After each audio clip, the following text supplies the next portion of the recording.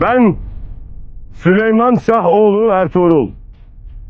Bilinsin ki bu topraklarda zulüm ve korku ortadan kalkmış, yerine adalet gelmiştir. Kimseyi kimseden ayırt etmeyeceğiz. Gayrı hepimiz sulh içinde, huzur içinde yaşayacağız. Yurdumuzu, ticaretimizi adaletle güçlü kılacağız. Bu topraklardaki herkes inancında ve ibadetinde hürdür. Adalet, hürriyet, sükunet, birlik. İşte yasamız budur. सुल्तान फरार हो रहे हैं।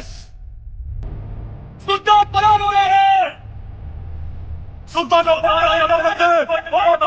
Leopold nicht denken. Aí, mais. आगे सुन, नीचे करो बंदूकें। हत्ते अदब, हम कब भागे हैं?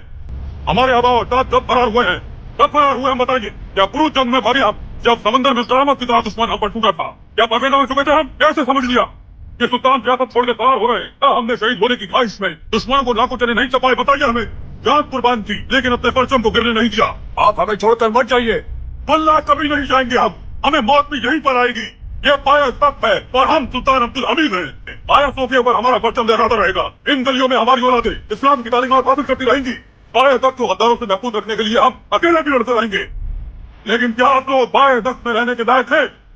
क्या आपको लगता है कि झूठ को सच मानकर इस शहर की रूह की हिफाजत करने में कामयाब हो सकते हैं?